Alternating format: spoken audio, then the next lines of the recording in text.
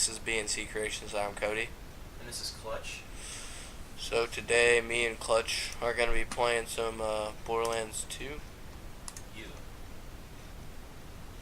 And I'm going to be posting this to my channel too, which is Blackbane Studios, but this is technically BCKreations video. I'm just featured as a little guest appearance. Cody's gyrating. I have a pretty ghetto setup here, I have to admit. Yeah, it is, but you got to start somewhere. Yeah, I agree. But anyway, we're doing a little Borderlands 2 gameplay. And I would consider this a good game. I would say that I like it. I do not like it as much as the first one by any by a long shot, but I would still consider it a pretty good game. Yeah. Like, for example, I didn't really like this video will contain minor spoilers. We're not going to give away any major plot points, but we may spoil a side quest or two. But anyway, I didn't really like the snowy terrain of Pandora they introduced in this game. I thought it really kind of took away from the original feel of the first one, how it was a desert planet, it was all dead and barren.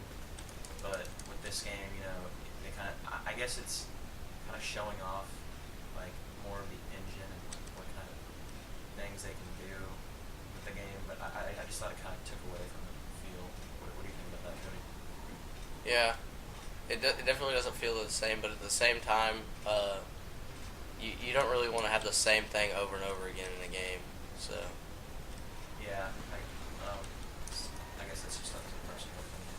But another thing, one thing I did like a lot more was that the Berserker was replaced with a Gunzerker, because I thought the hand-to-hand combat was really out of place in the first game, and I thought it was kind of dull and like not very well thought out. But in this game, I thought it really lived up to its full potential with the dual wielding of the guns. I thought that was a really nice addition. and also the vehicles were underused in the first one and also in the second one. Yeah, vehicles are definitely underused in this entire series. They're just used as transportation. They're not really very well like integrated into like the gameplay or anything like that. But yeah, in this game they had a little more diversity with the vehicles. You can drive bandit vehicles in this game, but I didn't really have much use for the bandit vehicles. I didn't like them as much as the light runner vehicles. But I mean, some people like them more. What do you think about that, Cody?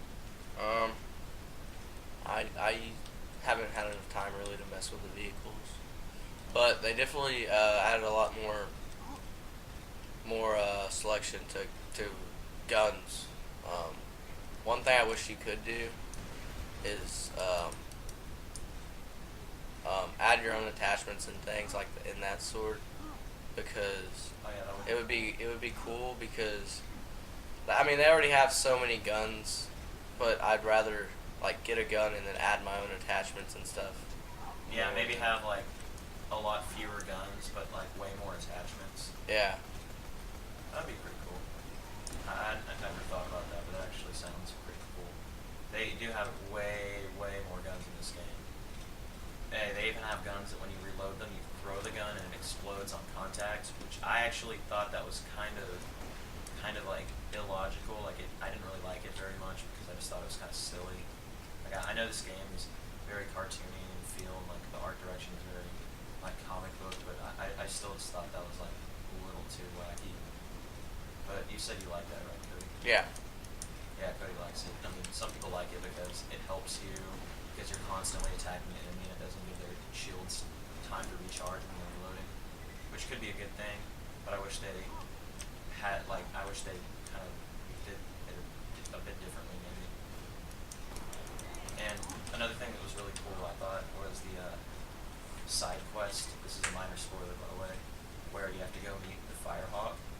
And as it turns out, it's Lilith from the first game, and she's a siren, and she's accidentally started a cult. A bunch of psychos like worship her now because they think that she's divine because of her siren abilities. I thought that was pretty like good writing.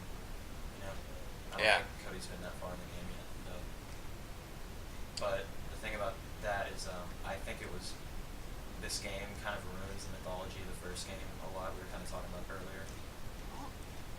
Like, take this lady for instance. This is Scooter's sister. Scooter is the catch a ride guy from the first game. But in the first game, they did not once mention that he had a sister. But in this game, all of a sudden, he has a sister. And they've done several things like that. In side quests in general in this game, there's been a lot more side quests than the first. And they're a lot longer too.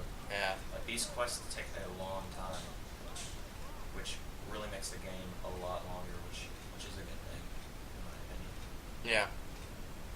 And Well, it's not always like some games longer doesn't mean better. Sometimes they make a game longer because they think the consumer is gonna like it more, but really it just ruins the game because they just try to lengthen it, but really it's just all diluted. yeah, as long as it can be as long as like it wants, as long as it doesn't end up being repetitive in the end. If it has a fresh feel to it the entire time, I would say it's a good thing. I haven't beaten this entire game yet. I've been spending a lot of time playing Skyrim, so I'm not entirely sure whether or not it gets repetitive or not. But I don't think Cody's had a lot of time yet either. I feel like the first one felt repetitive after a really long time of playing it. But is it like in the first one where if you do a second playthrough with the same character, all the enemies are like bumped up and like harder to kill and stuff? I believe so, yeah. Because I thought that kind of they added a little bit of a replay value. Not much, but I thought it was a lot cooler.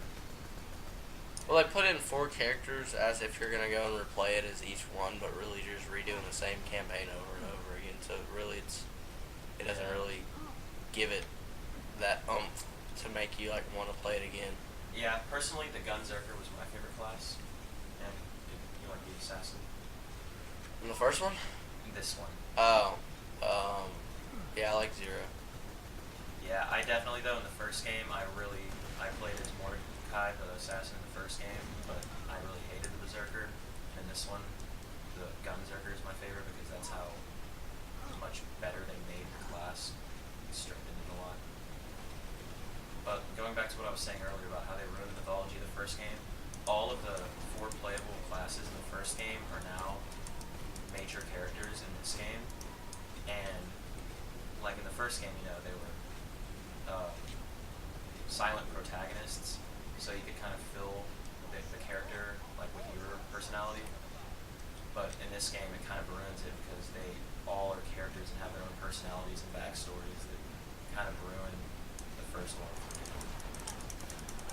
But overall, I would say it's a pretty good game. I would recommend it. A lot of you seem to be enjoying it. It's really fun. But you definitely have to be playing with friends. If you're playing it alone, it's not as good at all. Yeah. Alright, so this has been a video by, BCKreations and my guest, Clutch, his channel is Blackbane Studios. So I'm going to leave a link in the description for that, depending on what channel you're watching it on, vice versa. So, yeah, we're going to link both of each other's, we're going to upload the video to both of our channels, and, so, yeah. alright, so, have a great day and whatnot. Actually, have a shitty day from Blackbane Studios.